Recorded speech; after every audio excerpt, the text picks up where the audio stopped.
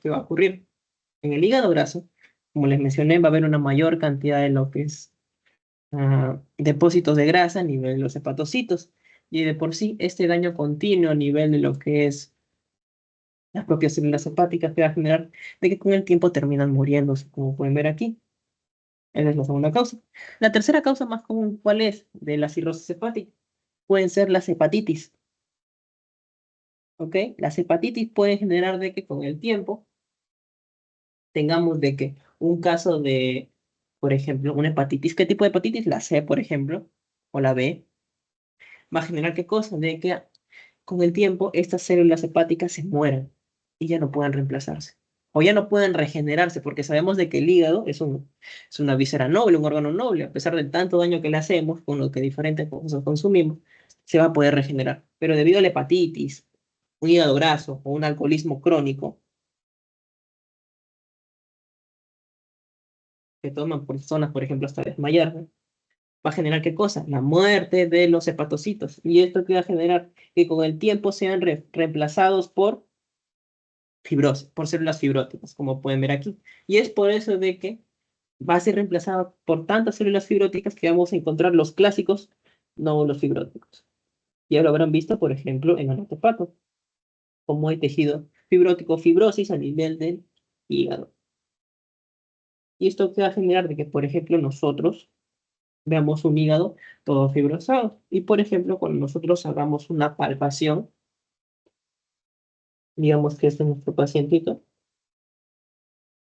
este es su reborde costal, aquí dibujo, y aquí está su hígado. Lo ideal siempre es de que nosotros cuando palpamos el hígado de su abdomen, bueno, nosotros, ya este es nuestro pacientito, llamado Rodolfo.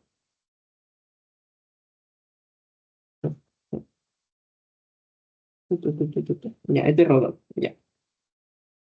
Nosotros cuando nos palpamos, por ejemplo, a nuestro pacientito y con nuestra mano usamos esta maniobra que ya les indicaré en futuras clases de están, cuál es esta maniobra tan característica que con la palpación, cuando hagamos nuestro examen físico en el hospital a los pacientes, nosotros palpamos lo que es debajo del reborde costal y vamos a notar claramente cómo es que podemos tocar en algunas ocasiones el hígado, que básicamente va a ser blando por así decirlo, pero ¿qué va a ocurrir en lo que es en un paciente que tiene cirrosis? Si nosotros le palpamos nuevamente lo que es le palpamos lo que es en el hipocondrio derecho, debajo del reborde costal, como podemos ver aquí con nuestras manos, vamos a notar que el hígado va a estar más filoso, áspero, y especialmente, ¿qué cosa? Duro. Va a estar duro. Básicamente, y esto es un gran indicativo que nosotros por medio de la semiología podemos identificar que nuestro paciente podría estar cursando o posiblemente, casi seguro, de que está cursando un cuadro de cirrosis hepática. Ahora, ¿cuál es la importancia de que yo les diga de qué va a ocurrir la cirrosis hepática? De que, como ya les mencioné, más ver aumento de tejido fibrótico y disminución de las células hepáticas. Y resulta que las propias células hepáticas, chicos, se encargan de qué cosa. Sabemos que las propias células hepáticas que producen, dentro de sus tantas cosas que produce, básicamente es la desintoxicación de toxinas, porque es un órgano muy noble. También se va a encargar principalmente de qué, de producir factores de coagulación. ¿Cuáles? Los que son dependientes de vitamina K. Y finalmente también de producir proteínas. ¿O cuáles? Producir la albúmina, esta proteína muy importante. La albúmina. Al tener menor cantidad de hepatocitos, va a haber menor cantidad de albúmina producida. A menor cantidad de albúmina producida, ¿qué va a generar? Va a generar ¿qué cosa? Menor presión osmótica y va a generar en consecuencia ¿qué cosa? El edema. ¿Ok? Es importante que tengan esto en cuenta, chicos. ¿Ok? Ahora, también puede ocurrir por malnutrición, como pueden ver acá. Alex, ¿por qué la malnutrición? Por ejemplo, yo soy un bebedor, me gusta beber mucho, o básicamente soy un descuidado, por así decirlo, no como a mis horas y no como bien, como pura grasa. ¿Qué va a ocurrir? Básicamente, por ejemplo, no como vitamina, no consumo netamente lo que es vitamina K. Y esto que va a generar de que se produzcan, por ejemplo, menos factores de acumulación o también de por sí tenga un déficit de proteínas. Y al tener una déficit de proteínas, tampoco voy a tener aminoácidos importantes para formar lo que es propiamente la albúmina. Y si cae la albúmina, cae la presión. Bueno, ¿ok? Puede ser también causada por una gastroenteropatía con pérdida de proteína. Básicamente que yo no observo las proteínas que yo como en mi dieta diaria y eso, si no absorbo adecuadamente las proteínas que como en mi dieta diaria, los aminoácidos que yo obtengo de esas proteínas no van a ser suficientes para producir ahora la albúmina, que es lo que yo quiero. Y este es el mecanismo por el cual, por ejemplo, vamos a tener que, debido a una caída de la presión osmótica, ya sea por una pérdida de orina o una disminución en la producción, lo que es a nivel del hígado, principalmente esos dos procesos, van a generar qué cosa? De que se produzca el edema. ¿Ok? Ahora, bueno, también les mencioné qué cosa, de que teníamos nuestro factor en especial. Mencionarles, chicos, que la obstrucción linfática ya les hablé con anterioridad de qué servía. Básicamente sabemos de qué. Rápidamente puede pasar al siguiente tema. La obstrucción linfática que va a generar básicamente puede ser generada por inflamación, neoplasias postquirúrgica o postradiación. Ahora, ¿por qué digo esto? Porque básicamente ya les mencioné un tumor metastásico que llegó al intersticio y se llega a lo que es a nivel de las vías linfáticas, obliteran lo que son las vías linfáticas. Y si se obliteran, básicamente no van a permitir el drenaje adecuado, lo que es el líquido a través de aquí, y van a terminar acumulándose a nivel del intersticio, como pueden ver acá. ¿Ok? También puede ser postquirúrgica. ¿En qué ocasiones, por ejemplo, momentos en los cuales, por ejemplo, les menciono que es un dato muy importante que tengan en cuenta y también lo pueden acotar al momento de que hacen sus participaciones en los hospitales, que a nivel postquirúrgico, por ejemplo, yo soy un médico, soy un cirujano y tengo mi pacientito, por ejemplo, que digamos que a nivel de su corazón tuvo una obliteración a nivel de ¿cuál? A nivel de la arteria interventricular descendente anterior. ¿Ok? Esta obliteración, la única forma en la cual yo pueda tratarlo, además de ya la clásica terapia farmacológica, es que necesito una intervención y el STEC no me sirve. Yo necesito una revascularización, o sea, conectar un caminito de aquí a aquí. ¿Ok? Para hacer eso necesito un vaso sanguíneo, obviamente. Los vasos sanguíneos que normalmente se utilizan, ¿cuáles son? Por ejemplo, puede ser tu arteria radial, la arteria mamaria interna, e incluso también puede, aunque ya no mucho se utiliza por sus grandes cantidades de RAMs que puede generar o pérdidas a nivel del organismo, ¿cuál va a ser? Básicamente puede ser la vena safena magna. ¿Ok? Yo al momento en el cual yo hago mi operación y necesito una vena safena magna, ¿de quién le saco la vena? Le saco del propio paciente. Desde el pie del paciente, yo le saco la vena de aquí. Yo me la llevo. Me la llevo para ahí para luego usarla para hacer un proceso de revascularización, por así decirlo. Pero para que yo entre aquí, en esta zona, en esta vena, yo tengo que volar gran cantidad de tejidos. Y el momento que yo abro, corto tejidos, lógicamente luego los coso nuevamente, pero el momento en el cual yo corto tejidos, puede llegar a haber casos en los cuales yo rompo vías linfáticas. Y si yo rompo vías linfáticas, ya no va a haber un camino por el cual va a drenar este líquido. Y si no se drena este líquido, se va a terminar acumulando a nivel del intersticio. Y así es como, por ejemplo, se puede ocurrir por edema de manera postquirúrgica. ¿Ok? Ahora, el otro mecanismo que les mencioné, el método de retención de sodio, lo voy a mencionar después. Vamos a tocar primero lo que es la propia inflamación. ¿Por qué? Porque como les mencioné con anterioridad, de por sí ya sabemos que las propias leyes de Starling normalmente se van a encargar de regular la presión hidrostática y la presión coloidosmótica o la presión osmótica capilar. Van a regular la salida y la entrada de líquido a nivel de la sangre y a nivel del intersticio, como pueden ver acá. Pero ¿qué pasa en una inflamación? En una inflamación, como yo les mencioné, estas células endoteliales, como les expliqué, se van a abrir, los poros se van a abrir y va a permitir de que el líquido salga con mucha más facilidad, como pueden ver acá. Sale con mucha más facilidad. Y si sale con mucha más facilidad el líquido, se va a producir edema, como pueden ver aquí. Se produce edema a nivel de esta zona. Ahora, este edema que vamos a poder tener puede ser de tipo exudado o puede ser trasudado. Exudado básicamente va a ser un edema o básicamente rico, un líquido rico en proteína. Y mientras que un trasudado básicamente va a ser un rico líquido pobre en proteínas y pocas células. Básicamente es agua, por así decirlo, mientras que el exudado básicamente va a estar lleno de células inmunitarias. ¿Ok? Es importante tener esto en cuenta, chicos. ¿Por qué?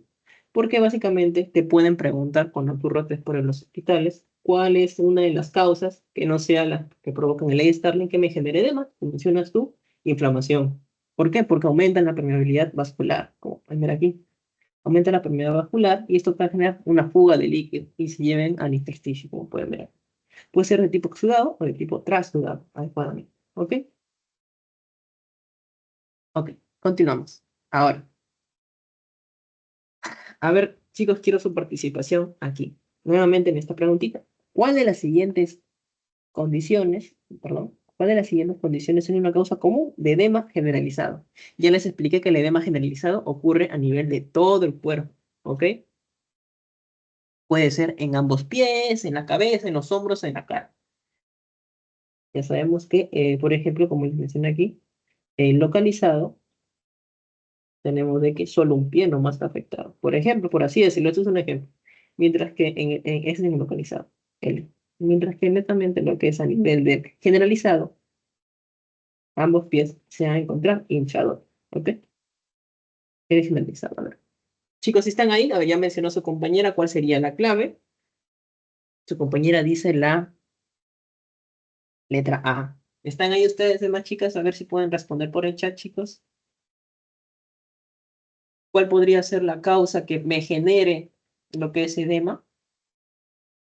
De las alternativas, una infección, una quemadura local, una fractura. Espero, chicos,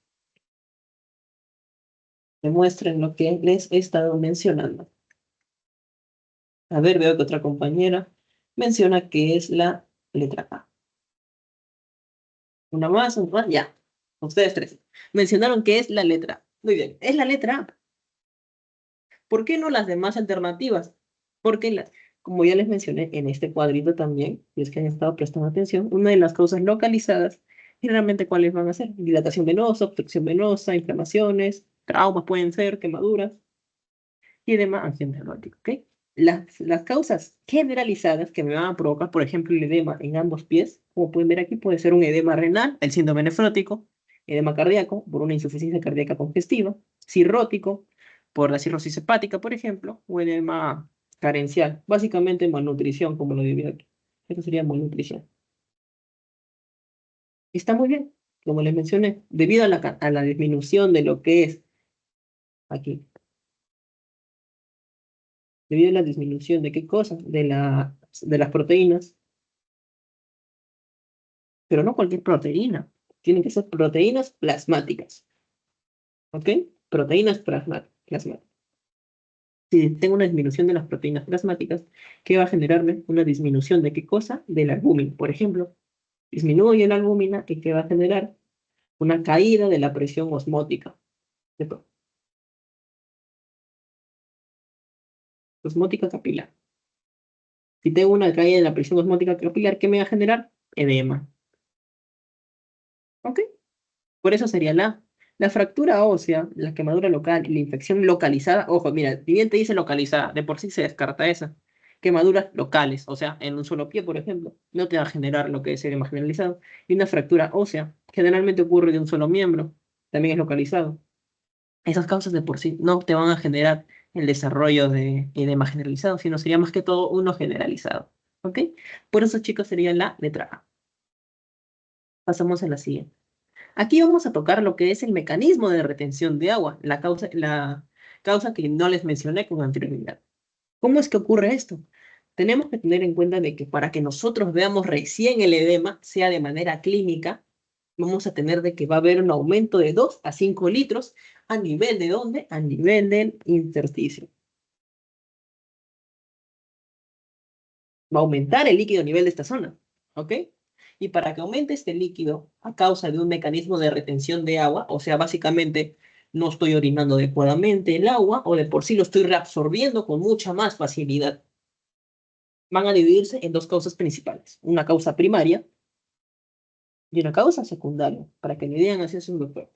Primaria, ¿cuál es? Básicamente va a ser de que el riñón no le da la chimba, no quiere trabajar nada, y básicamente, ¿qué va a hacer? No va a funcionar, no quiere funcionar.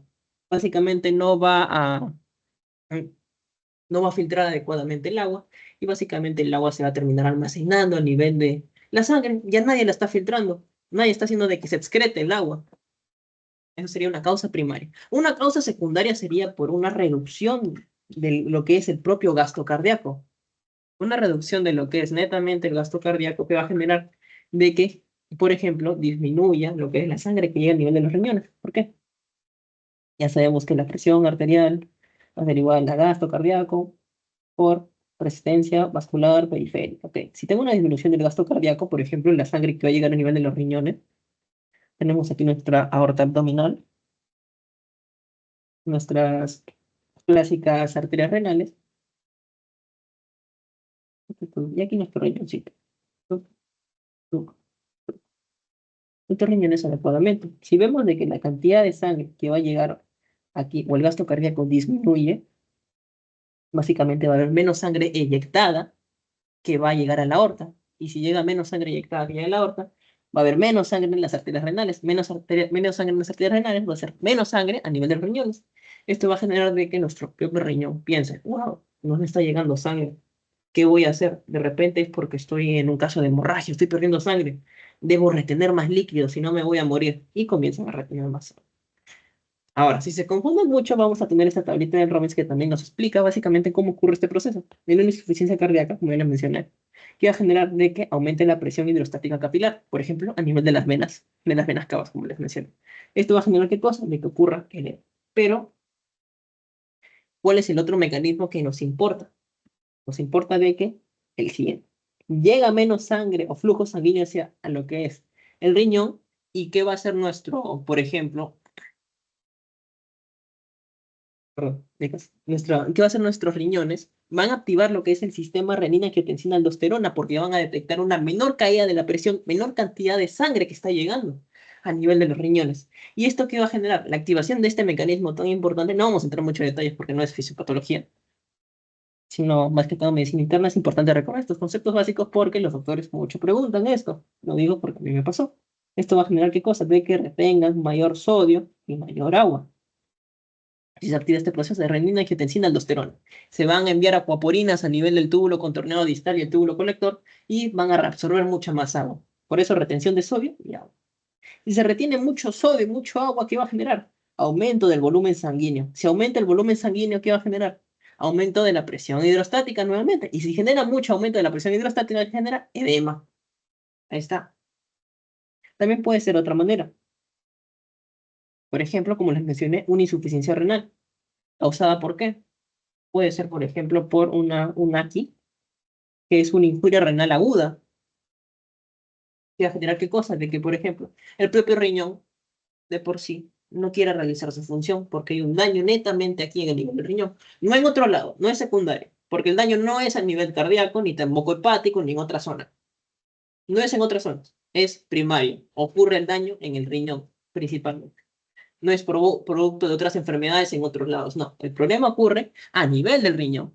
Si ocurre a nivel del problema del riñón, el riñón deja de trabajar. Si deja de trabajar, ¿qué cosa va a hacer?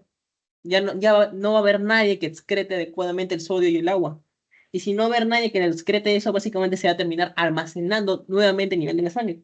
Si se almacena nuevamente a nivel de la sangre, aumenta el volumen sanguíneo. Si aumenta el volumen sanguíneo, genera edema. ¿Ok? Esos son los mecanismos de retención de agua que tienen que aprenderse el día de hoy. Ahora, recordemos que otros conceptos importantes, nuevamente basándonos en fisiología. de la volemia. La volemia básicamente es el volumen intravascular, todo el volumen de sangre que tenemos a nivel de nuestra sangre, ¿ok? Ahora, tenemos otro concepto que tener en cuenta, el volumen arterial efectivo. ¿Qué es el volumen arterial efectivo? La bibliografía, por ejemplo, el Argente o el Harrison, incluso el Farreras, ¿qué nos menciona? Que básicamente el volumen arterial efectivo es la sangre o el volumen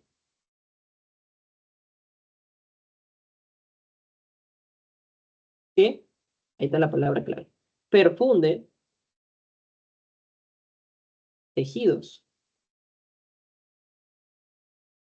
y es sensado. ¿Por quién? Por los varoreceptores.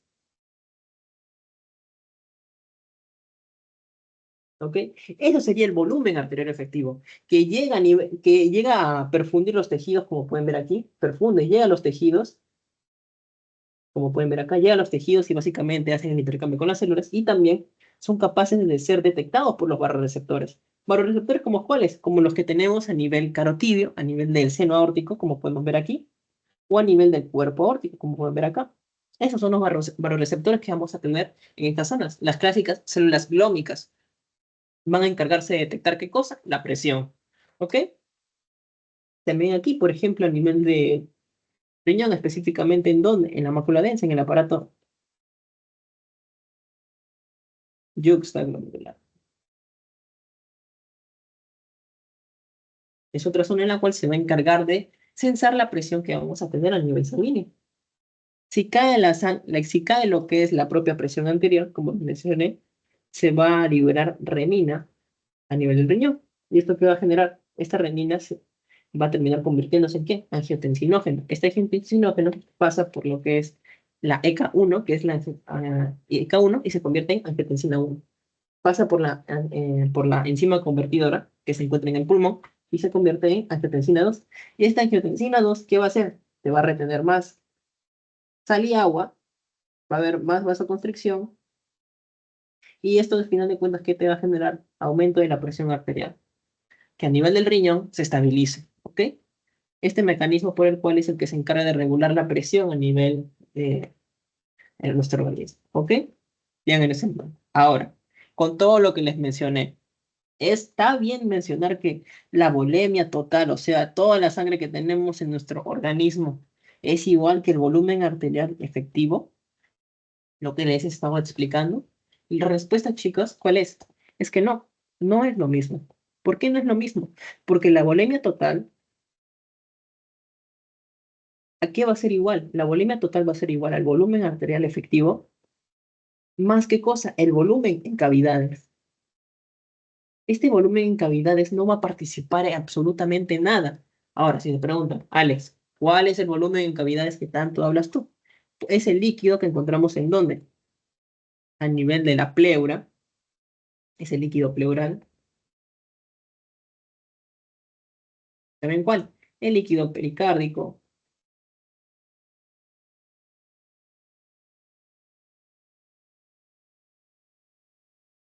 el líquido también que vamos a encontrar en dónde? A nivel del mesenterio, por ejemplo. Este es el líquido que vamos a encontrar en las cavidades, por ejemplo. Y este líquido, por así decirlo, su función básicamente es evitar la fricción y la protección de órganos, no hacer la perfusión ni tampoco ser sensado por varios receptores. ¿Ok? Es por eso de que cuando nosotros decimos que el volumen total es lo mismo que el volumen arterial efectivo, la respuesta es no, porque básicamente el volumen total usa al volumen arterial efectivo, pero también suma al volumen que se va a encontrar en las cavidades. ¿Ok? Tengan eso en cuenta, chicos. Ahora, una vez ya explicado este proceso, ¿alguna duda está ahí, chicos? ¿Están ahí? Pónganle un like o no para ver si están ahí todos para seguir con la clase. Ya, continuamos. Todo claro. Muy bien. Tengan esto en cuenta, chicos, porque cuando vayan nuevamente a sus clínicas y cuando el doctor les pregunte, por ejemplo, en el Almenar o el doctor Puglio, a mí me preguntaba un montón de esto. Además de la clínica, a mí me preguntaba un montón de conceptos previos. Como les mencionaba, todo lo que les expliqué, por ejemplo, mi doctor me preguntaba mucho. porque siempre le gusta que, además de saber los diferentes signos, que eso también tenemos de tener en cuenta, siempre es importante recordar lo básico, ¿ok? Ahora, hablemos de edemas con hipovolemia arterial efectiva. Estos edemas por hipovolemia arterial efectiva, ¿qué nos va a decir? Básicamente va a haber una disminución del volumen arterial efectivo, ¿ok? ¿Y esto qué va a generar? De que si va a llegar menos volumen arterial efectivo, va a haber menos volumen. ¿Qué cosa? Que perfunde. Que perfunde y sea sensado. Menos cantidad de estos volúmenes. Menos volumen que perfunde y que sea sensado. Por ende, nuestro organismo va a detectar, wow, no está llegando sangre, lo que es a nivel de mis tejidos. Por ende, necesito retener mucho más líquido. ¿Por qué? Porque el líquido se está, perdón, como pueden ver aquí, hay menos volumen que se está perfundiendo, o sea que está llegando a los tejidos periféricos. ¿Y esto qué quiere decir? Que el volumen que tenemos a nivel intravascular se está quedando en el intersticio, no está llegando a nivel de los tejidos periféricos. ¿Y esto qué va a generar qué cosa? De que, por ejemplo, en nuestro organismo ocurra el mecanismo compensatorio. Se active este proceso nuevamente aquí. El mecanismo de retención de agua y sodio es algo que vamos a ver constantemente, chicos, por eso lo menciono a cada rato. Y va a generar de que, por ejemplo, menor flujo sanguíneo renal. O sea, los propios células que se encuentran en el riñón, en la corteza, por ejemplo, no les va a llegar sangre. ¿Y cuál es su única opción que va a hacer? Va a decir, wow, necesito activar el mecanismo de renina, angiotensina, aldosterona. Activo este mecanismo y retengo más agua y sodio. Si retengo más agua y sodio, elevo mi volumen total. Si elevo mi volumen total, aumento mi volumen sanguíneo. Y si ya tengo más volumen sanguíneo, ya puedo perfundir en teoría, lo digo entre comillas, en teoría, ya puedo nuevamente perfundir mis tejidos. Pero eso no va a ocurrir. Ya ocurre el edema. ¿Ok? Entre ejemplos de hipovolemia arterial efectiva, ¿cuáles tenemos? La tan ansiada, conocida como la cirrosis y el síndrome nefrótico. La cirrosis va a generar ¿qué cosa? Hipertensión portal. ¿Qué es la hipertensión portal? Básicamente tenemos que recordar qué cosa. De que, por ejemplo, a nivel de nuestro hígado, tenemos un vaso muy importante, que es la vena esplénica. Perdón, la vena porta, me había confundido. Esta vena porta, que ya hemos visto en anatomía, va a estar compuesto ¿de cuáles? Va a estar compuesto de lo que es la vena gástrica izquierda, también va a estar compuesto por la propia vena esplénica, y también va a estar compuesto por cuáles, por también la vena mesentérica superior, al igual que en otros casos, como la vena mesentérica inferior. En algunos casos se produce. Básicamente esos son los componentes que van a producir a la vena porta, las confluentes, por así decirlo. Si yo tengo una cirrosis hepática, ¿qué es lo que me va a ocurrir? Esto, regresando un poco acá. Va a haber en una cirrosis hepática les mencioné que va a haber una mayor cantidad de qué cosa, tejido fibroso. Como hay mayor cantidad de tejido fibroso, va a comprimir a la vena porta. Si comprimen a la vena porta, ¿qué me va a generar? De que básicamente se regrese el contenido hacia las venas, hacia las demás venas, y ya no pase la sangre venosa a través del hígado, ¿ok? Pero nuestro organismo es bien mosca. ¿Por qué? Porque sabe de que cuando puede ocurrir esto, tiene vías auxiliares. Al igual que, por ejemplo, nosotros cuando tomamos carro o buses o taxi, cuando vemos que un camino está cerrado, vamos por un auxiliar. Lo mismo pasa aquí. ¿Por qué? Porque hay otras venas que se van a encargar de directamente, por así decirlo, ya, perdón chicos, aquí no lo mencioné, esta es la vena porta, llega al hígado, llega a través de las venas suprahepáticas y continúa con la vena cava, como pueden ver acá. Se unen a la vena cava. Ahora, estas venas auxiliares, ¿qué es lo que van a hacer? Estas venas auxiliares básicamente van a hacer, muy bien, está cerrado el camino de la vena porta, ¿y qué hago? Me voy netamente por aquí, por mi otro mecanismo. Y llego a través de la vena cava al final. No tengo ningún problema. Pero, ¿qué va a ocurrir acá?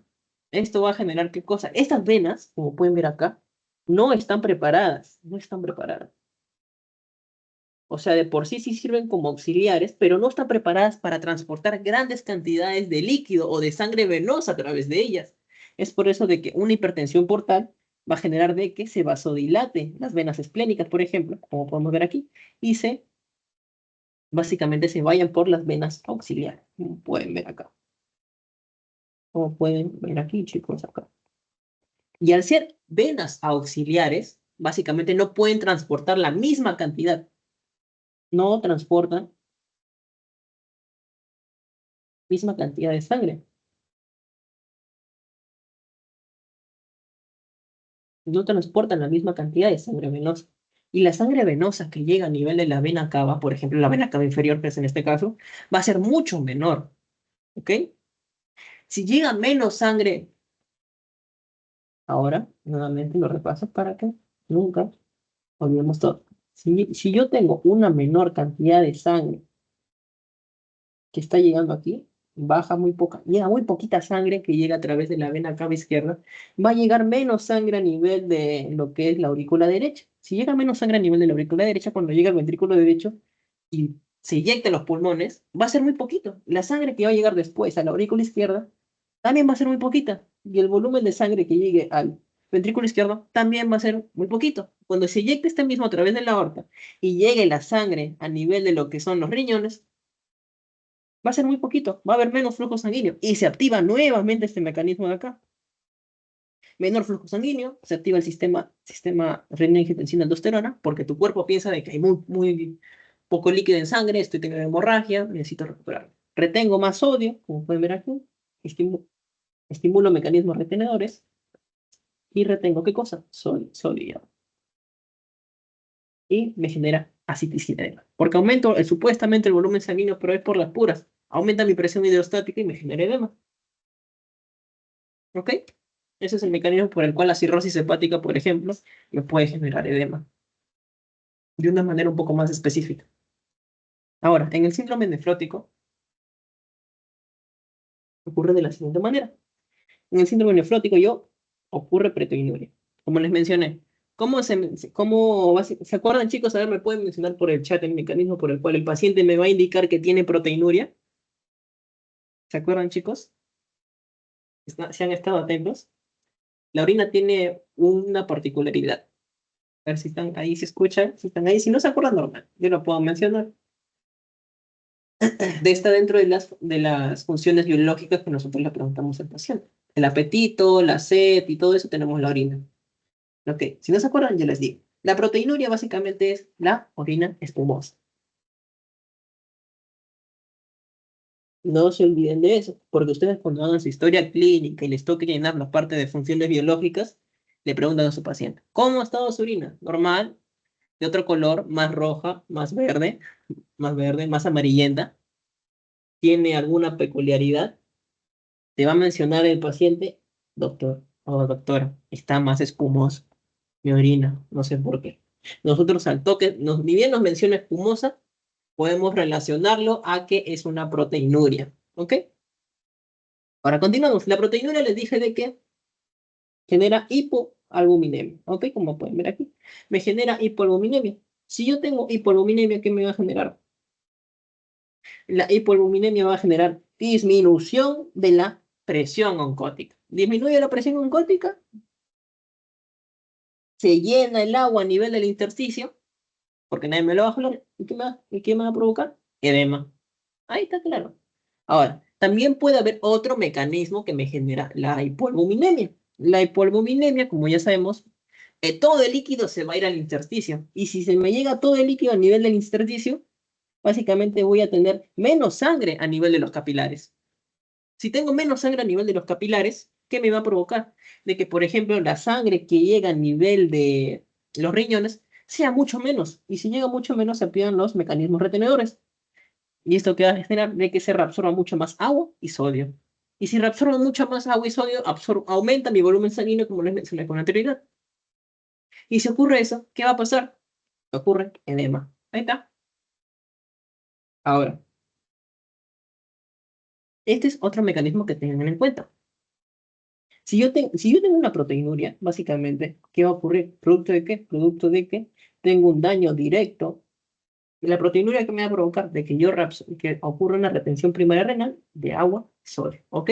Yo retengo mucha más agua, ¿ok? Porque estoy supuestamente con proteinuria y necesito reabsorber más agua y sodio. ¿Esto que me va a generar? De que aumente el volumen plasmático.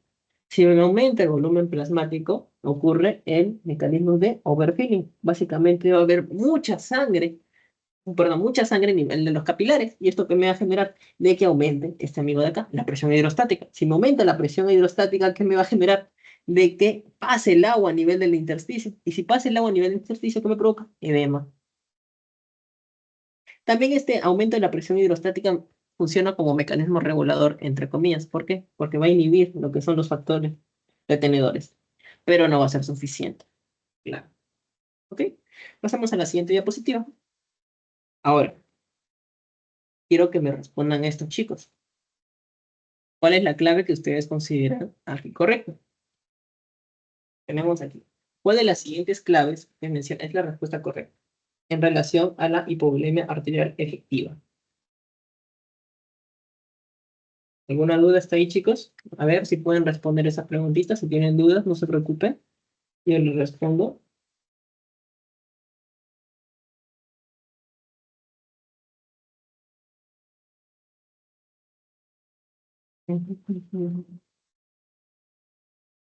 ¿Qué puede generar? ¿Qué afirmación correcta genera de, o básicamente, qué está relacionado con el problema arterial efectivo? ¿Qué pueden ver?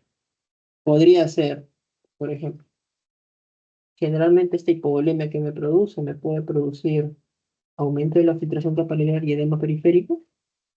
Puede ser la causa un aumento de la retención renal de sodio y agua, lo que contribuye al edema. Puede ser una disminución de la aldosterona, ojo, o puede ser lo que es un impacto en la regulación del volumen plasmático. ¿Ok?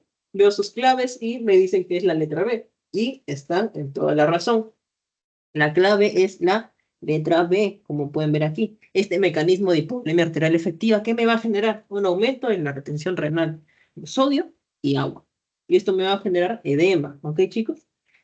Disminución de la aldosterona no se pueden confundir. Yo les dije que más bien va a estar activado este mecanismo. Ahora, la hipovolemia arterial efectiva no tiene impacto en lo que es a nivel del volumen plasmático. No, eso no es. Tampoco les dije eso. Y eso de acá arriba tampoco es. ¿Ok? Es la B, chicos. ¿Ok? Continuamos. Ahora, edemas con una bulimia arterial efectiva. Este mecanismo es no muy común de ver, ¿ok? En primer lugar les menciono, les comento, pero igual es importante que lo tengan en cuenta. Este mecanismo ocurre porque básicamente está relacionado con lo que mencioné. Va a haber una falla renal primaria, básicamente como les mencioné, en la excreción de sodio y agua. ¿Y esto por qué empatía, por qué enfermedades puede ocurrir? Tenemos una aquí. ¿Qué es una aquí? Básicamente cuando ustedes hagan sus casitos clínicos, ojo, no se olviden, siempre lo van a llevar. Puede ser una injuria renal aguda. Aquí básicamente es en inglés acute kidney injury, que es injuria renal aguda, ¿ok? También puede ser causada por por así decirlo, una enfermedad renal crónica, que ya viste con la topato que es. ¿Y esto qué va a generar? De que el problema sea primario. Si es primario, ¿dónde ocurre el problema? ¿A nivel de dónde? A nivel de mis queridos riñones. Si básicamente, ¿qué va a ocurrir? Que básicamente ya no voy a filtrar lo que es el sodio y el agua y se va a comenzar a retenerse, ¿ok? Se retiene. Si yo retengo mucha agua y sodio, ¿qué me va a generar? De que mi volumen en sangre aumente. ¿Y esto qué me va a generar? Aumento de la presión hidrostática. Si aumenta la presión hidrostática, ¿qué me produce? Edema. Ya está. ¿Ok? Tengan eso en cuenta. Un momentito, me disculpan, chicos. ¿Ok? Voy a ir un toque a los servicios y continuamos con la clase. Denme 2 minutitos.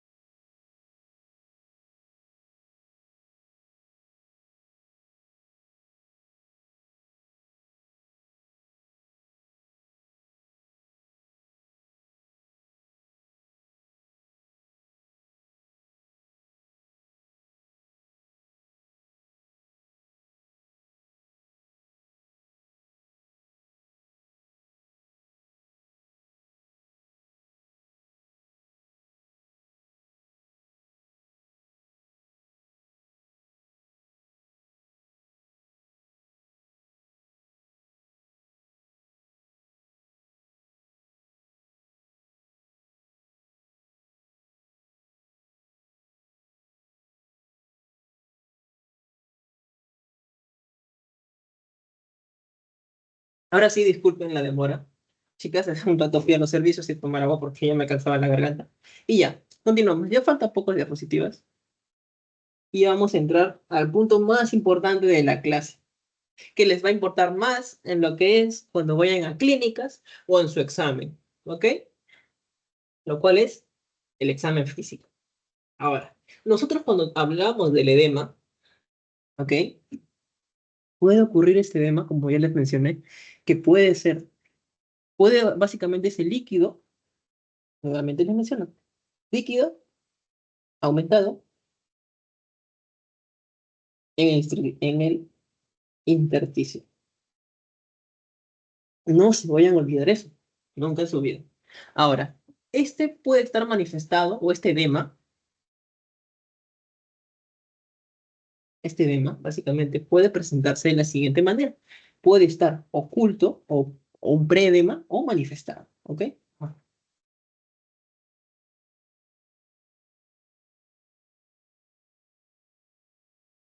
Manifestado, ok. Si es que se encuentra oculto, chicas, ok, no se vayan a olvidar. Nosotros, ¿cómo le podemos evaluar a nuestro paciente? Puede ser de que nosotros cuando hagamos las funciones biológicas, ponte, no, es nuestro doctor, nuestro doctor, vamos con nuestro doctor y nos dice, vayan a la camilla 4 y hagan la historia clínica al paciente. Hacemos la historia clínica y llegamos a las funciones biológicas. Le preguntamos, en peso, ¿ha notado usted cambios en su peso? ¿Se ha pesado últimamente? Le dice, sí, doctora, he ido a hacer mi historia, me he ido a pesar o tengo mi balanza en mi casa y he subido 2 kilos, no sé por qué, estoy comiendo normal, incluso como menos, pero sigo subiendo de peso, no sé por qué.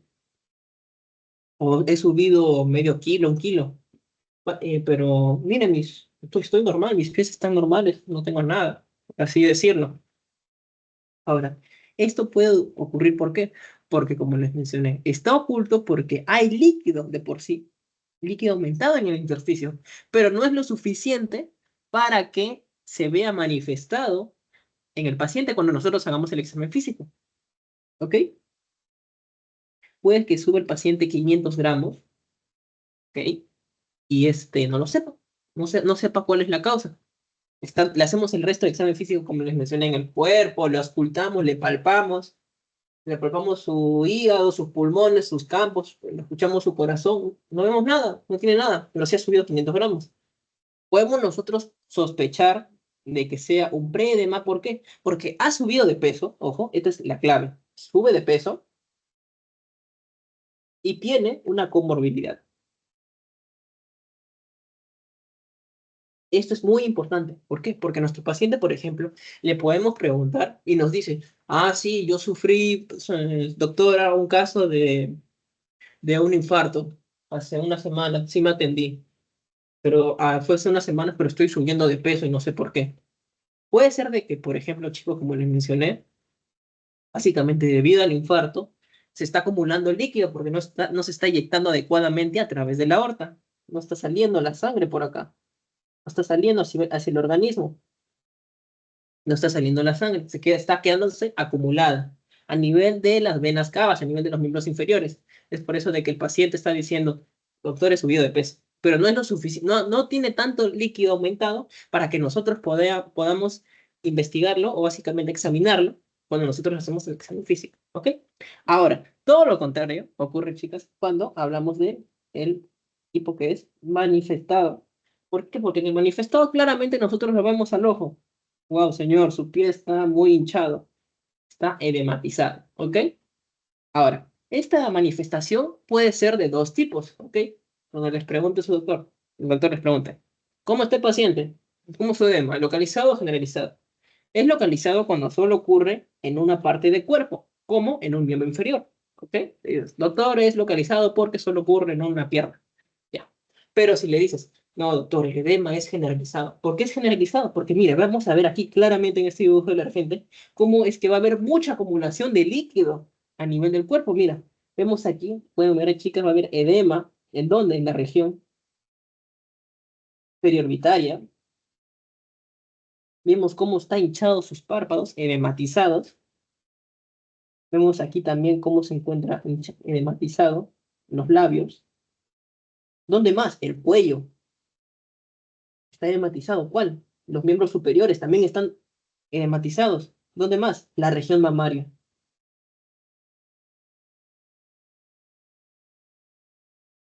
La región mamaria. Y si incluso se ponen un poco más moscas, vemos que aquí incluso la espalda se encuentra edematizada. Porque es como un balde con un líquido, chicos. Es como una botella con un líquido. Si nosotros la ponemos si está parada de pie, todo el líquido se queda en el inferior. Pero si nosotros la echamos en la mesa, todo el líquido se queda en la parte inferior de la cara que está echada contra la mesa. Lo mismo va a ocurrir aquí. En un paciente que generalmente se encuentra postrado en cama y se encuentra edematizado, imagino que ya les tocará ver un paciente así. Ustedes van a ver, wow, este paciente tiene un edema generalizado total. Veo edema en la región mamaria, en el brazo, en el cuello, en la región periuretaria e incluso en la espalda.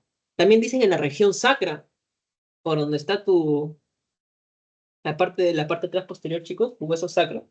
Ahí también lo que nosotros podemos palpar adecuadamente como algo duro, ni le tocamos el sacro y dices, ay, ese es mi huesito.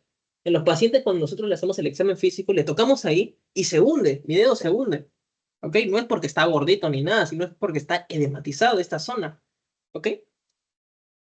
Tengan esto en cuenta. Ahora, nosotros cuando hacemos la inspección, parte de nuestro proceso, ya sabemos, dentro de nuestro examen físico tenemos la inspección, palpación, percusión, auscultación, todo bien hasta ahí. ¿Ok? Nosotros cuando entramos en la parte de la inspección, o sea, nos ponemos sapos, nos ponemos a ver al paciente, qué es lo que tiene, vamos a ver que se va a encontrar deformada la región edematizada. ¿Por qué deformada? Porque vamos a encontrar de que los pliegues cutáneos,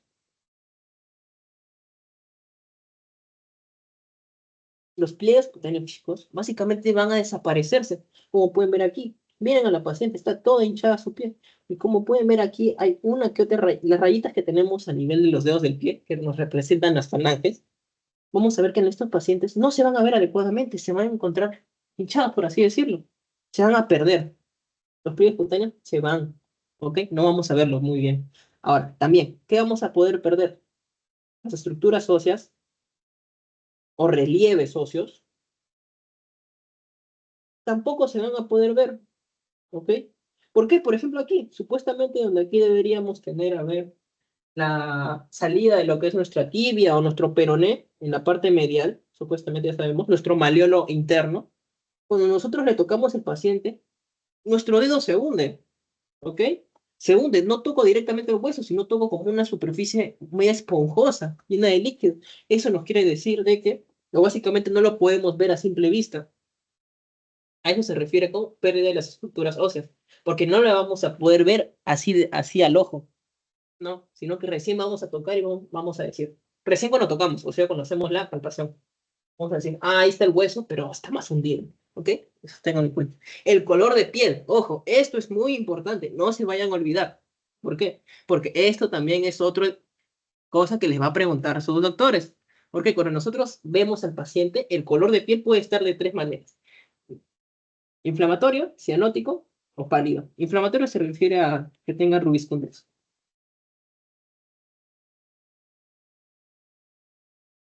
Rubiscundez, ¿ok? O sea, está rojizo.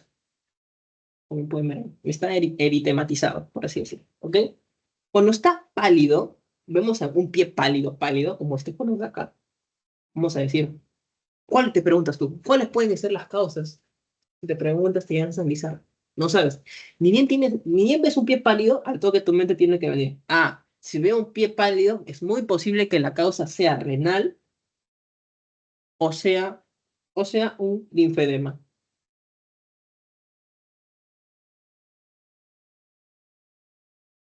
Renal o linfedema. Cualquiera de los dos. ¿Qué es linfedema? Básicamente un edema provocado por una obstrucción en las vías linfáticas. ¿Ok? Puede ser causa renal o de linfedema, por el cual, por ejemplo, tu miembro inferior o miembro que estás tú analizando se encuentra pálido. ¿Ok?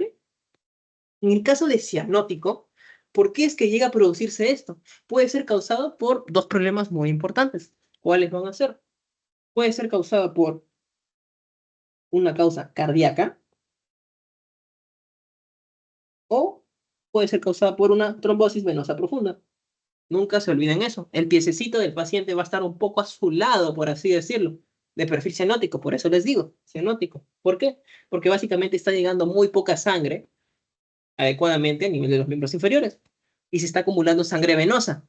Y ya sabemos que la sangre venosa tiene su peculiaridad de verse mucho más oscuro. Y es por eso en lo cual vamos a ver que el paciente puede tener un color cianótico. Mientras que un edema de tipo con rubis condés puede ser básicamente rojizo, puede ser causado ¿por qué? Por un tipo inflamatorio, ¿ok? Inflamatorio, ¿por qué? Porque puede ser causado por una infección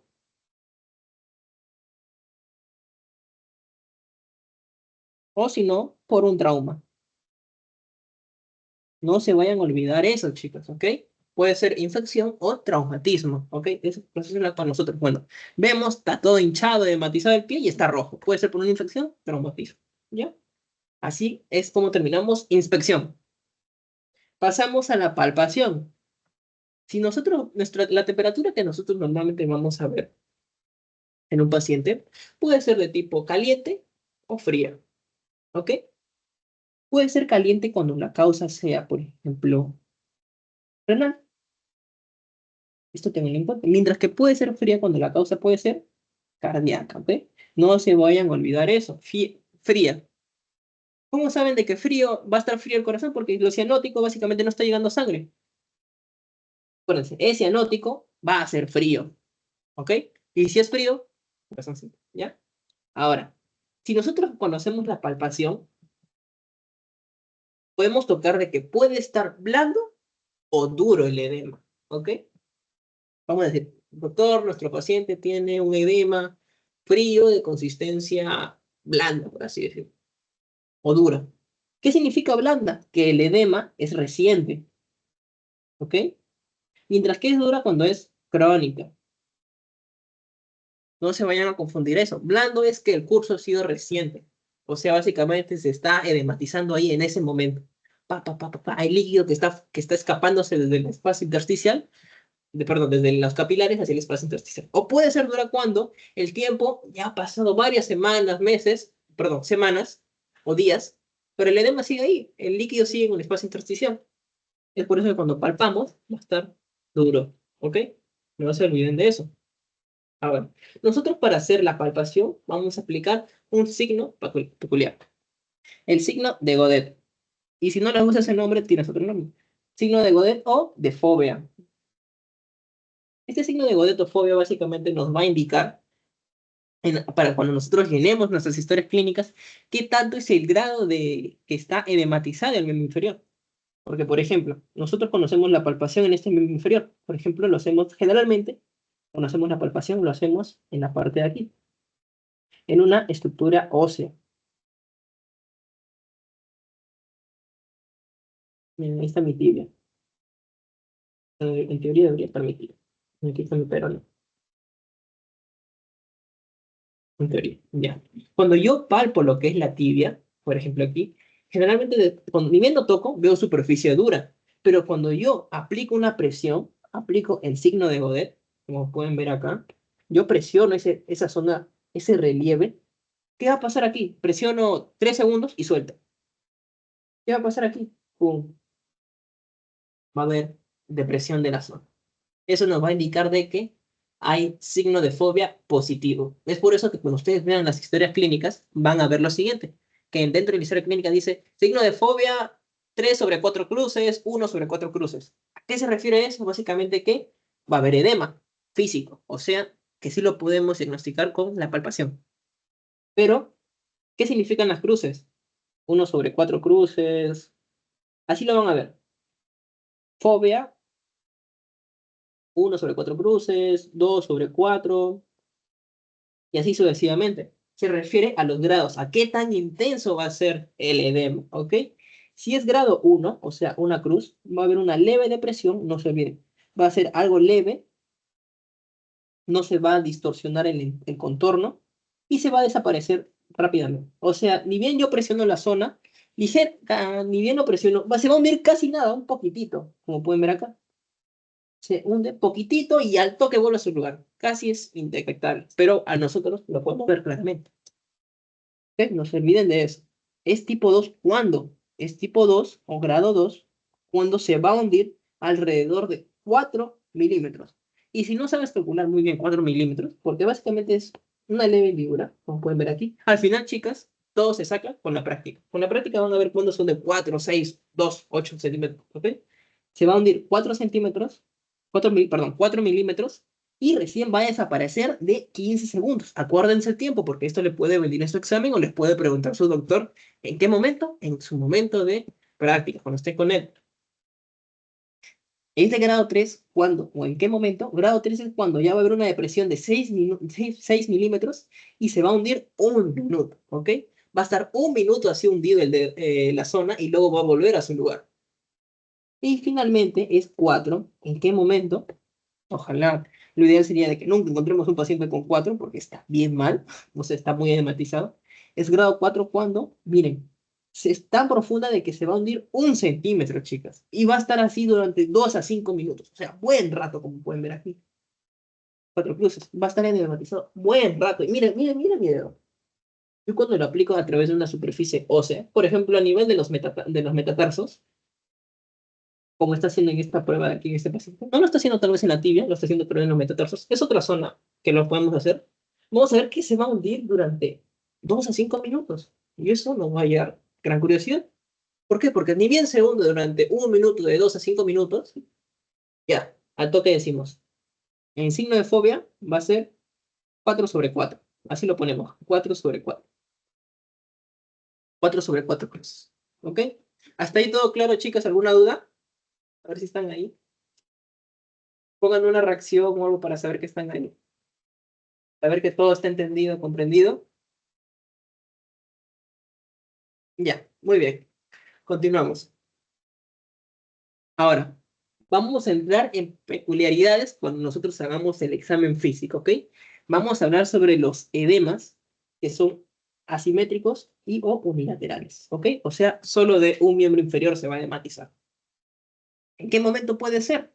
Puede ser en un paciente con edema venoso agudo, ¿ok? No se olviden de esto. Edema venoso agudo. Este edema venoso agudo, ¿cuáles van a ser sus características? Va a ser unilateral. Como pueden ver aquí, miren, miren chicas acá. El pie, solo un pie nomás está edematizado, solo uno. Mientras que el otro está normal, entre comillas normal. ¿Ven? Este pie está mucho más aumentado su diámetro, está más hinchado. ¿Ok? Cuando nosotros aplicamos la fobia va a ser de 2 de 4 cruces. Cuando yo ponga mi dedito acá, perdón, cuando yo ponga mi dedito aquí, por ejemplo, a nivel del malleolo interno o externo, ojo, esa es una fija que pueden aprenderse cuando hagan ustedes su examen físico. Yo pongo mi dedito en el malleolo externo, malleolo interno, presiono ahí, presiono, presiono ahí, y básicamente va a tener de 2 a 4 cruces, ¿ok? La temperatura va a estar normal, chicas, ¿ok? No tengan ningún problema. Van a decir, no, está a temperatura ambiente, no está más fría, no está más caliente, está normal. Ya. Y va a tener un color cianótico, como pueden ver aquí. Está un poco oscuro, por así decirlo, azulado, color cianótico. ¿Ok? ¿Cuál es la causa principal? Porque de los edemas simétricos, asimétricos, tenemos diferentes causas. Estamos dentro de los edemas asimétricos. Dentro de los edemas asimétricos, la principal causa que tú vas a ver a tu paciente que viene, ¿cuál es? Una trombosis venosa profunda. ¿Ok? Ya les mencioné cómo ocurre una trombosis venosa profunda. Porque es una alteración en qué? Una alteración en la triada de Virchow.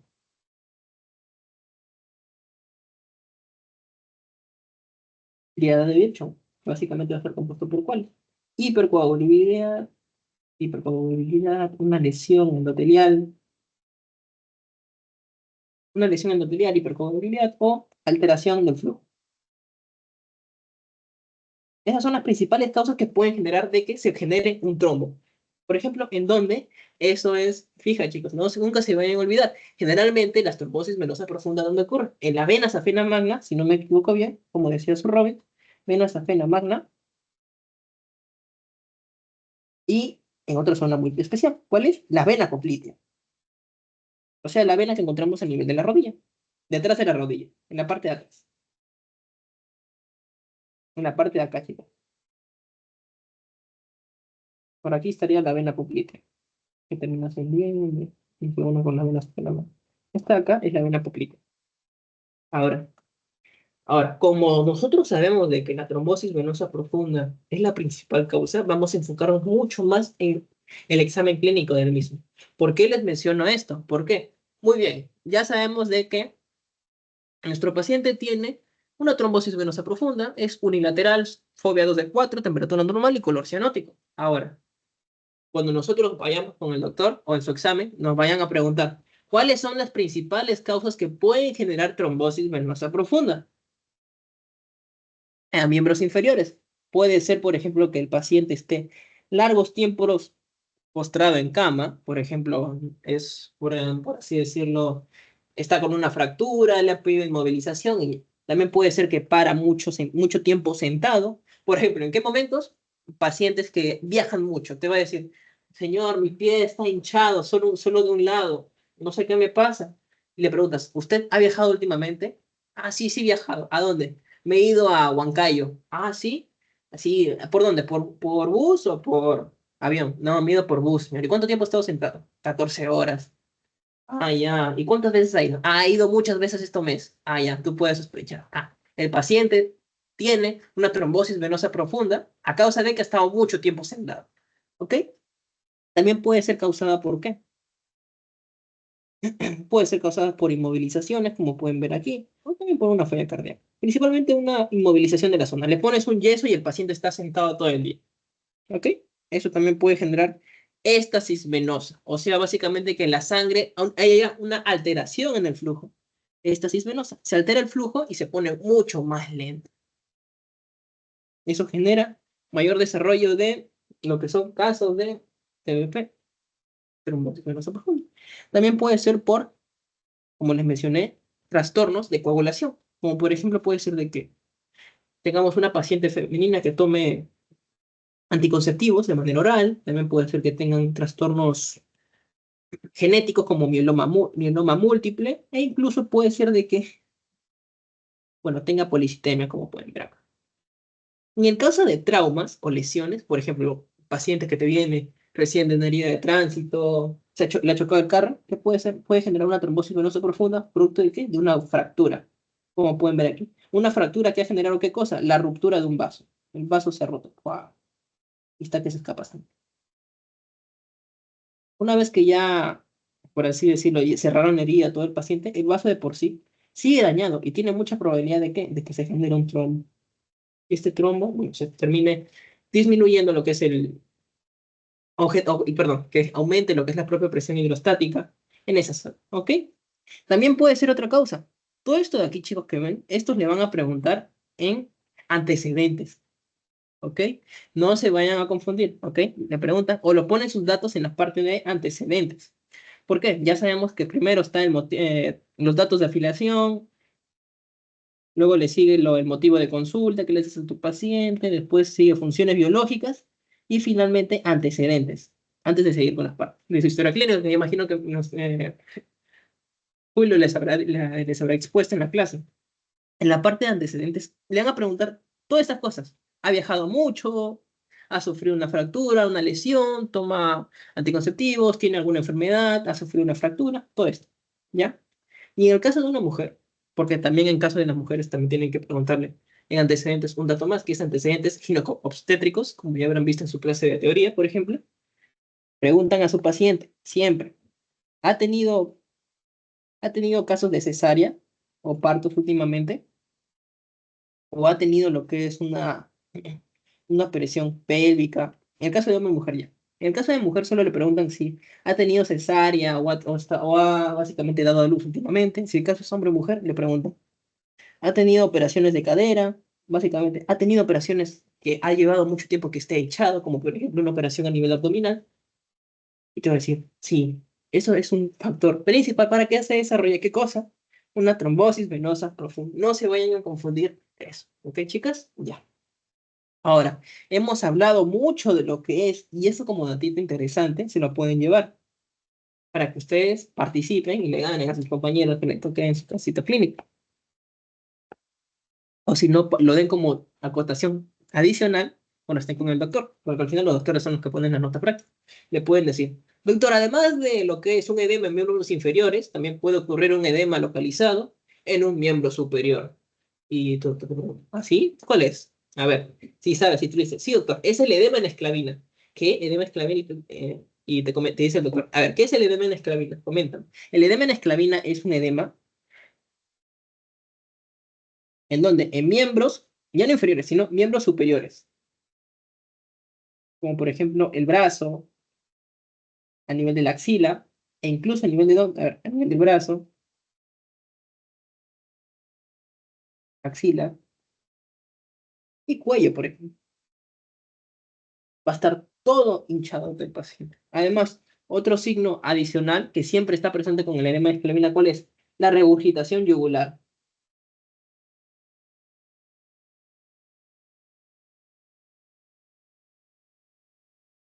No se vayan a olvidar esto, regurgitación yugular.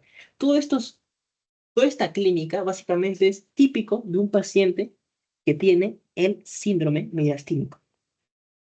Síndrome mediastínico, que básicamente es el conjunto de enfermedades que se presentan a nivel del mediastino. Ya sabemos que el mediastino es toda la zona que se encuentra entre los pulmones, ¿ok? La zona que se encuentra en la cavidad torácica entre los pulmones es el mediastino, ¿ok? Todo esto de acá. Perdón, todo esto de acá. Todo esto es el mediastino. Recordando conceptos anatómicos rápidos. Ese sería el síndrome mediastínico. No se deben olvidar. ¿Y por qué ocurre este síndrome mediastínico, este edema en el miembro superior, por ejemplo, derecho? ¿Por qué no en el izquierdo? ¿Por qué no en otro lado? Ok, ocurre de la siguiente manera. Vamos a borrar esto. Ocurre porque hay un tumor que puede producirse en esta zona, en el mediastino. ¿Ok? Los tumores que generalmente se producen en el síndrome mediastino, ¿cuáles son? Podemos identificarlos con esta memotecnia, que también lo van a encontrar, por ejemplo, en su agente si es que lo ven, que son las famosas 4T, que les puede venir en su examen. Síndrome mediastínico, ¿cuáles son las principales causas? Las 4T, ¿cuáles son? Puede ser tiroides, es tiroides, o sea, un tumor de tiroides, un teratoma, timoma, ¿y qué cosa? Terrible linfoma, terrible. Terrible linfoma. Esas son las 4T que nunca se van a poder olvidar ustedes, porque si, esta es pregunta de examen y pregunta de clínica. Siempre le van a preguntar esto, nunca se van a olvidar. Estos van a ser tumores, o sea, tumor de tiroides, un teratoma, un timoma, un tumor del timo o un linfoma. Básicamente, un tumor que se va a producir en los vasos linfáticos, ¿ok? Linfoma. No se vayan a olvidar. ¿Y qué es lo que van a generar? Ya, muy bien, chévere tus causas, pero ¿qué es lo que van a generar? Van a generar tumores, como pueden ver aquí en el mediastino. ¿Y qué van a provocar? Van a provocar esto de acá, chicos, como pueden ver aquí. La compresión de este vaso sanguíneo muy importante, que es la vena brachiocefálica, como pueden ver aquí. Aquí te lo dice en inglés. Obstructed brachiocephalic vein, ¿ok? Va a haber una obstrucción de la vena brachiocefálica. Y si es un poco antes, puede haber una obstrucción de quién? De aquí. También puede haber acá una obstrucción de acá. ¿De dónde? De la vena cava superior. Y esta obstrucción en estos vasos tan importantes, ¿qué va a generar? ¿Va a generar qué cosa? De que, por ejemplo, la sangre que está viniendo por aquí, que está retornando, que viene de la cabeza y todo eso, ya no pueda pasar y se termine regresando. Se regresa a sus sitios. Se regresa, se terminan acumulando. Y al momento que se acumulan o se regresan, ¿qué va a pasar? Lo que hemos ya estado viendo en varias veces. Aumento de la presión hidrostática por acumulación de sangre venosa. Esta acumulación de sangre venosa va a generar ¿qué cosa? El edema. Y además del edema vamos a notar este signo característico, que es la regurgitación yugular, como pueden ver aquí. Le pedimos, señor, por favor, ¿podría usted mirar hacia la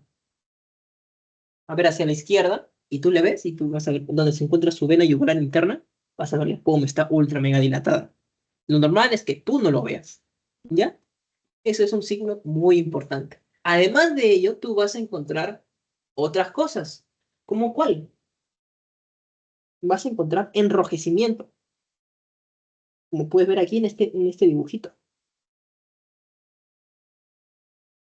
Enrojecimiento o rubiscundez. No se vayan a olvidar. ¿Rubiscundez de dónde? De cara, cuello, pecho, como pueden ver aquí. Está rojizo, como pueden ver aquí. Y va a haber circulación colateral. Esto como datito adicional, ojo, circulación colateral. No se vayan a olvidar de esto, porque esto es un dato que pueden mencionar a su doctor y mandarle a sus compañeros.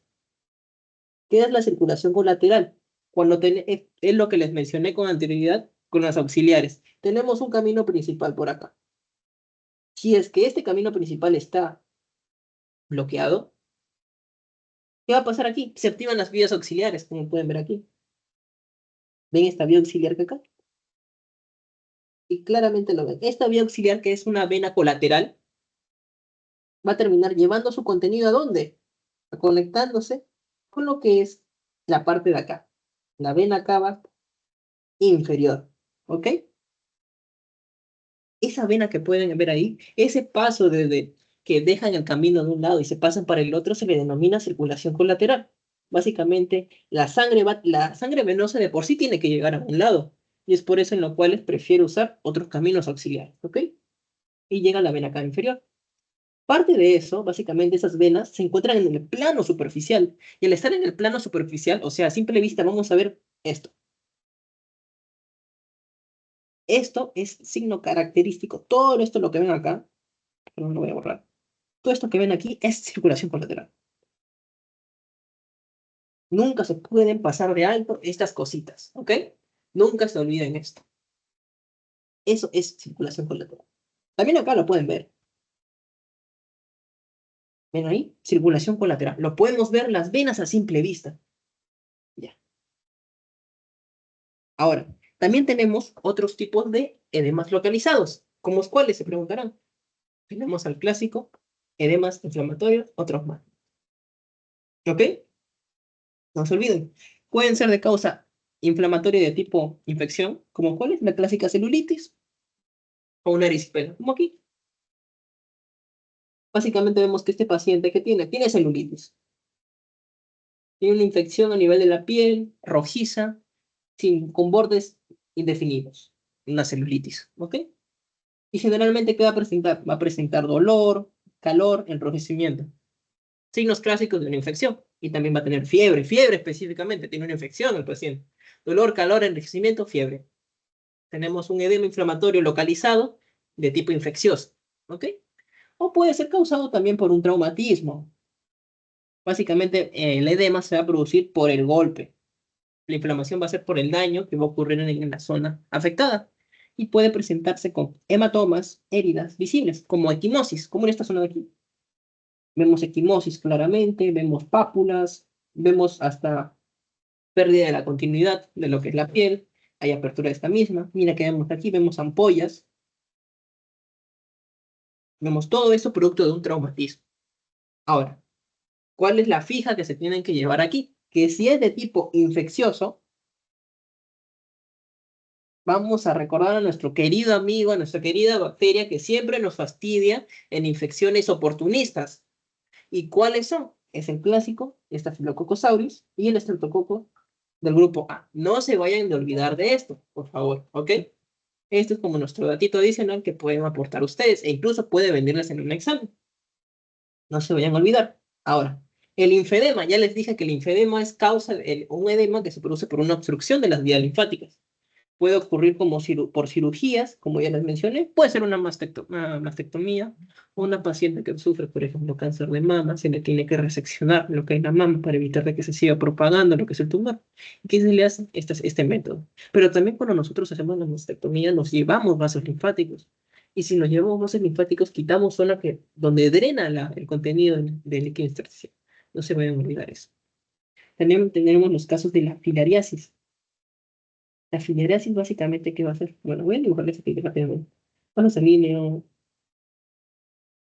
espacio intersticial y finalmente nuestra vía linfática. ¿No? ¿Qué va a ocurrir en la filariasis? Vamos a tener ciertos parásitos, ojo, parásitos, quiero especificar aquí, parásitos, que van a llegar, son tan malos, malditos, de que van a llegar y se van a meter en los vasos aquí, en los vasos linfáticos, y van a comenzar a proliferar. Y al proliferar van a generar de que toda esta sección del vaso linfático se obstruye, ¿ok? Se obstruye. Los principales agentes que lo provocan es el Buchereira Bancroft y el Onchocerca volvens, ¿ok? como datito adicional eso no mucho les pregunta, pero es importante siempre tenerlo en cuenta. Obviamente, olvidadores. Ahora, ¿cómo es la evolución? ¿Cómo vamos a encontrar la piel? La piel va a estar más engrosada. Como pueden ver aquí, engrosada, como pueden ver aquí. A diferencia de un edema clásico, miren, este está hinchado, pero por así decirlo, miren esta zona. Está engrosado, demasiado engrosado. Más de lo normal, más de lo común. Y además va a haber mucha deformidad. Si el caso es crónico, ¿qué va a ocurrir? La tan ansiada conocida como la elefantiasis. Y básicamente va a haber una deformidad del miembro afectado, como por este caso los miembros inferiores, debido a la obstrucción de las vías linfáticas. Y miren cómo van a ver acá. Básicamente va a haber una notoria deformidad de los miembros inferiores, van a estar completamente dematizados, como pueden ver acá. E incluso comprometer lugares donde no debería de llegar el edema, hasta miembros inferiores. ¿Ok? Como pueden ver aquí. La forma hereditaria es el síndrome de Mallory, que básicamente es una afección que ocurre en las vías linfáticas que se obstruyen con mayor facilidad. ¿Ok? Y finalmente, ya creo que ya vamos a acabar, ya casi, vamos a hablar sobre los pacientes. A ver, antes de avanzar, ¿está todo claro, chicas? ¿Tienen alguna duda? ¿Qué es este síndrome? Perdón, con este paciente con edema unilateral, antes de pasar a lo siguiente. Una reacción por ahí, chicas, a ver si están. Si no, continúo normal, pueden ver la clase, ningún problema.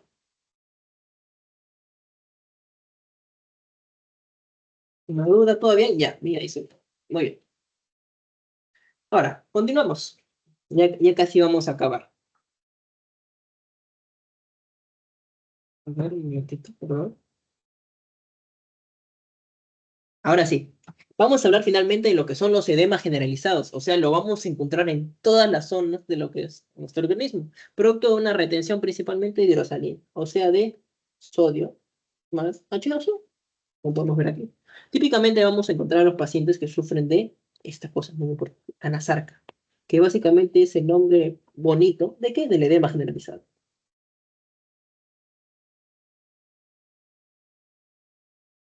Edema generalizado, como pueden ver aquí.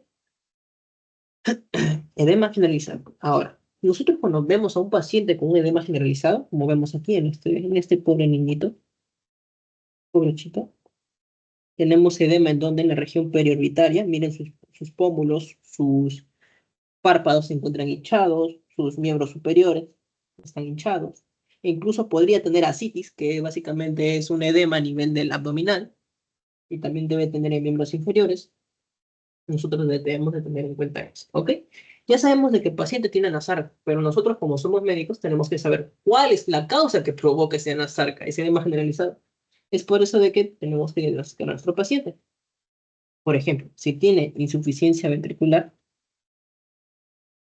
o hipertensión venosa, tenemos signos agregados, como cuáles. Por ejemplo, tenemos la regurgitación yugular.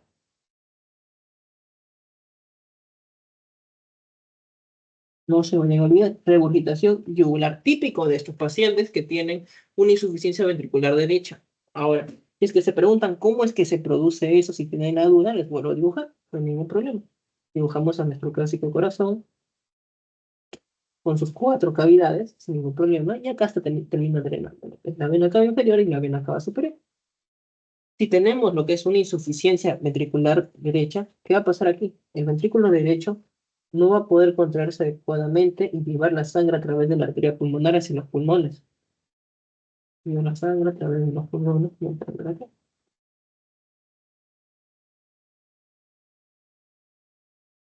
No va a poder, esta parte de aquí no va a ocurrir.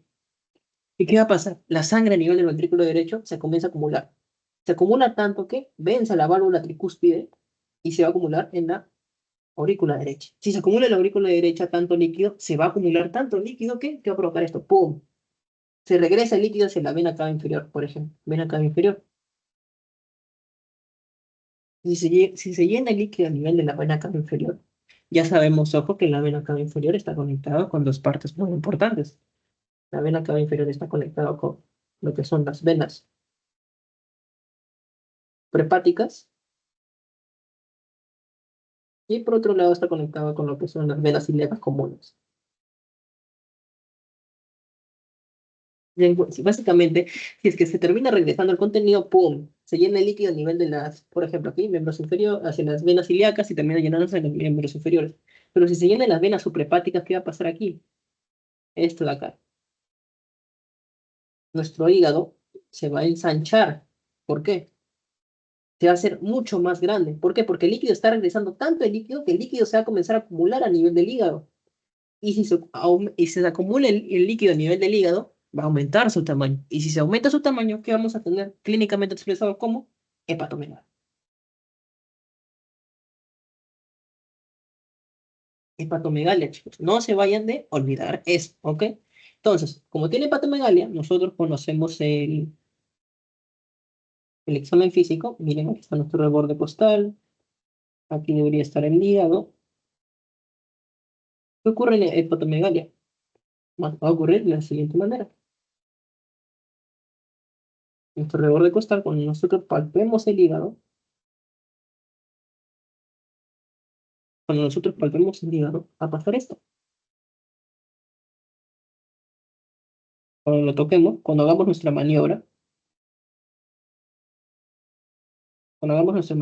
toquemos debajo del reborde costal, a duras penas, de por sí en un paciente sano, podemos tocar el hígado. No es muy común. Pero en un paciente que sufre hepatomegalia, nosotros le tocamos lo que son el reborde costal, e incluso llegamos a tocar esta zona de acá y dijimos, wow, puedo palpar muy fácilmente el hígado. ¿Qué es esto? Y esto es indicativo clásico de hepatomegalia. ¿Ok? No se vayan a confundir. Eso, ténganlo mucho en cuenta. También tenemos que verificar si es que va a ocurrir un derrame en cavidades serosas. En la sarca, recuerden, es edema generalizado, edema por todo el cuerpo. Además de los miembros superiores, cabeza y cuello, miembros inferiores, también puede estar en otras vísceras el edema. Como por ejemplo, ¿en dónde? A nivel del líquido pleural.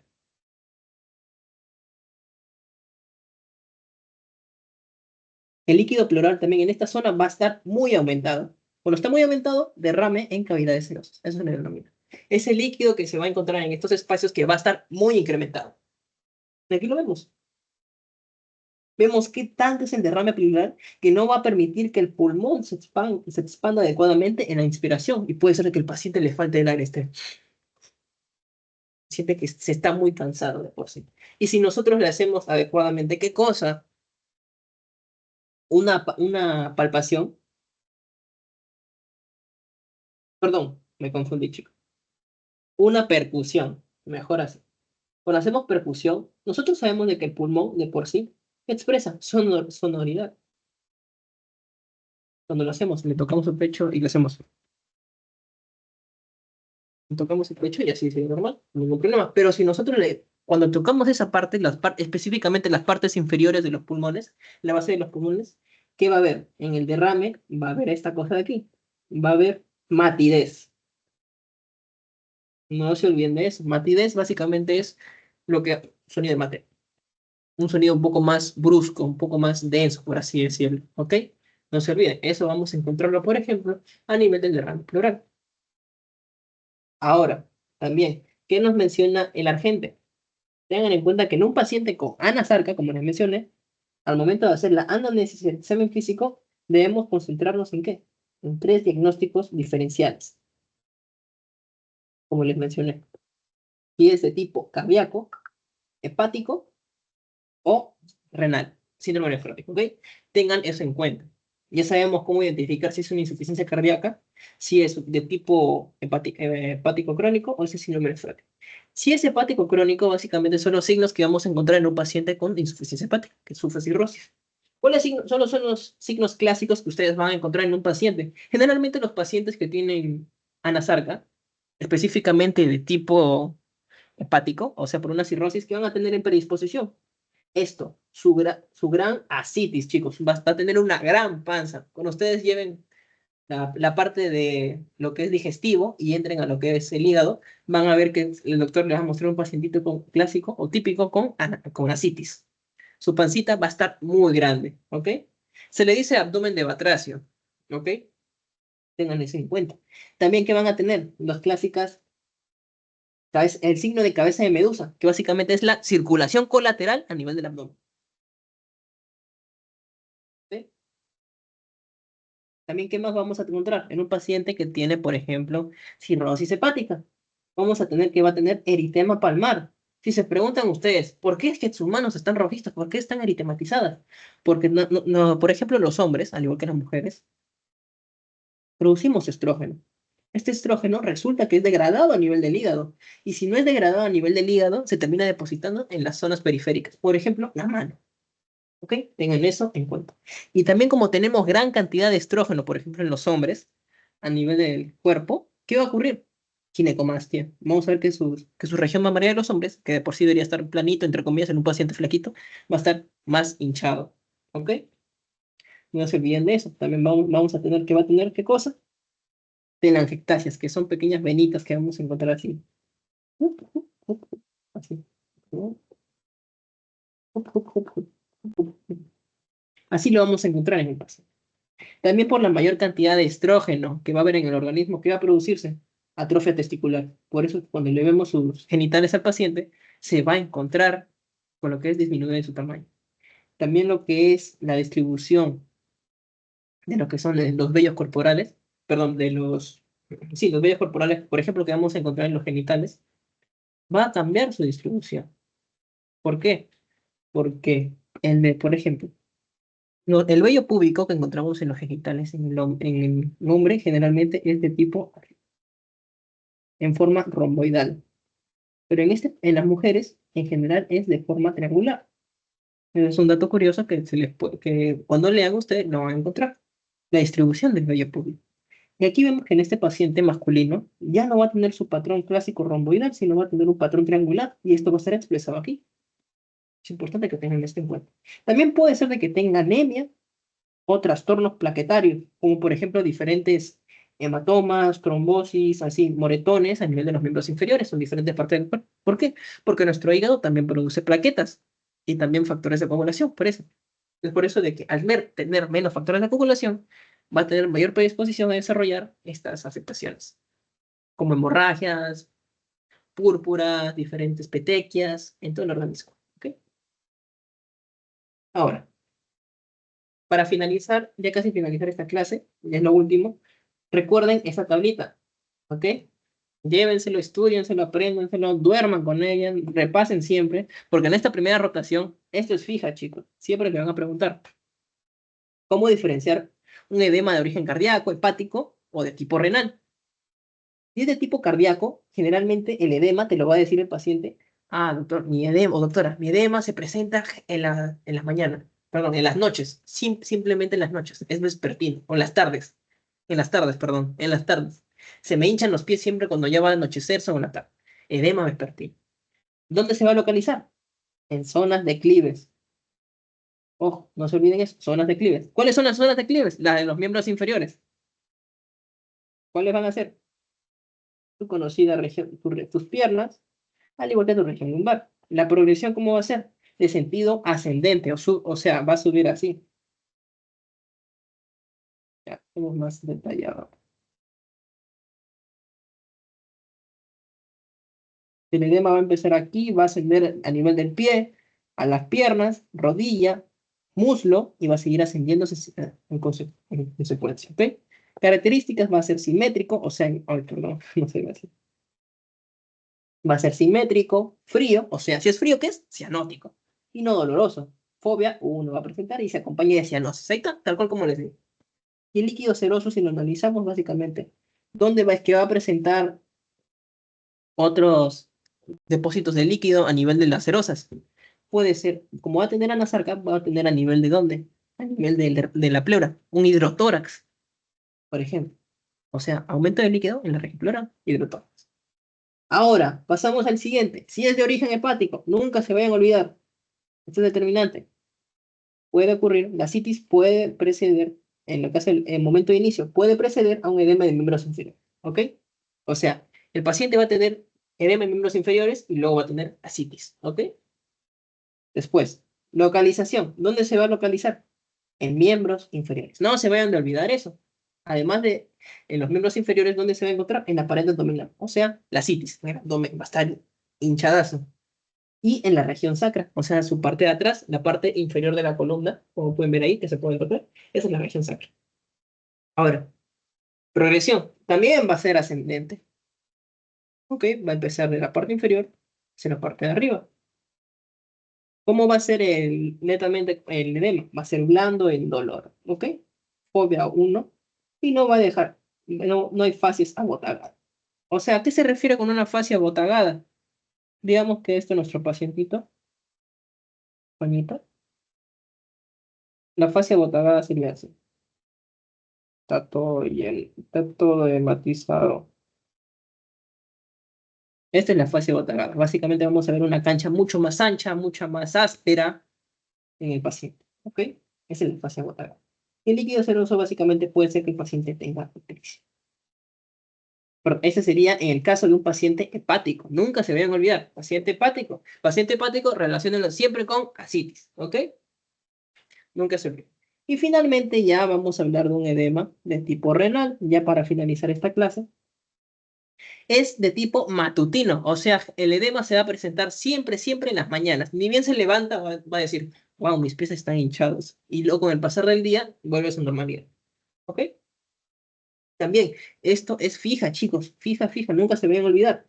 Un paciente que tiene un edema de origen renal siempre va a tener edema ¿en dónde? En los párpados, en la región periorbital. ¿Ok? Vamos a tener aquí sus ojitos, nuestro pacientito. Va a estar aquí todo hinchadote. Bien, chicos, no se olviden. Párpados y región periorbital. Y básicamente, y en las tardes, básicamente, en la región, lo que es a nivel de los maleolos, también va a estar hinchado, ¿ok? El edema, ¿cuáles van a ser sus características? Que va a ser blando y pálido, y básicamente se va a relacionar con que, como es de tipo renal, ojo, el edema no se está eliminando líquido, y por lógica, si el paciente no está eliminando líquido, o sea, no está orinando, ¿qué va a pasar? Va a haber menos diuresis, va a orinar menos y azoemia, va a llegar menos sangre a nivel del riñón. ¿Ok? Nunca se olviden. Y ahora este cuadrito, ¿cómo diferenciamos de edema de un linfedema? El edema, no se olviden siempre, el edema es un exceso de líquido en los tejidos, mientras que el linfedema, que es un tipo especial, es causado por una acumulación anormal de linfa en el intersticio. ¿Producto de qué? De una alteración del sistema linfático. Al igual que el edema puede ser un edema por alguna complicación sistema circulatoria, como ya hemos visto.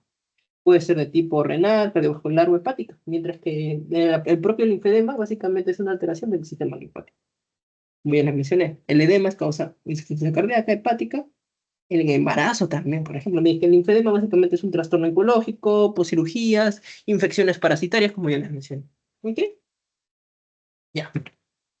¿Cuáles van a ser las conclusiones? Ya hemos finalizado, chicas, esta clase muy importante sobre síndrome edematoso.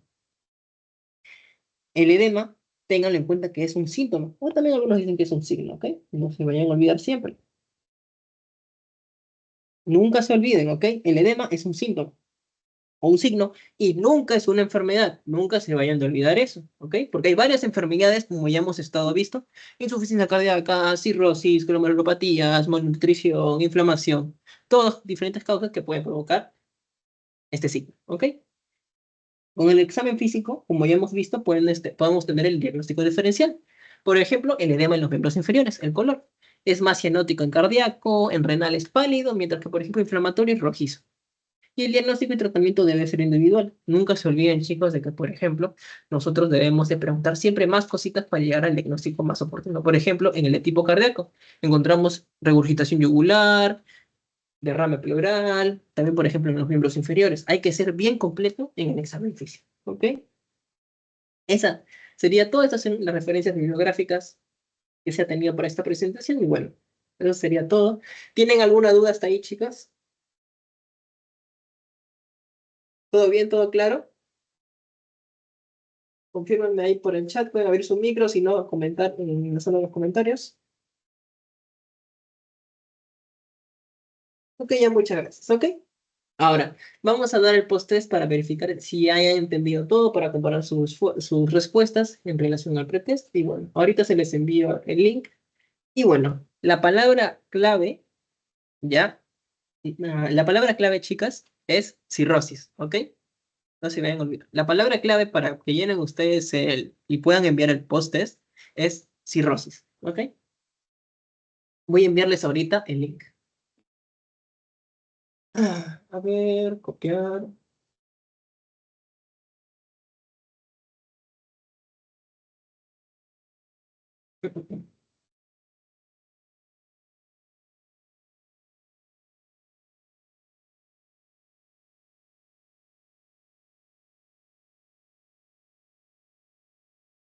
Ya se les envié por el grupo, chicas.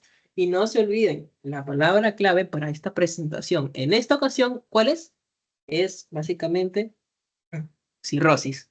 Cirrosis, cirrosis, que es lo que hemos estado enfatizando también en esta presentación. Bueno, espero que les haya gustado esta clase. Cualquier duda me las pueden hacer saber por el grupo. Nosotros vamos a estar pendientes. Vamos a estar tratando de acompañarlos durante todo este proceso, durante este ciclo en los que se participan. Y bueno, espero que la hayan pasado bien. Muchas gracias y bueno, terminamos esta presentación.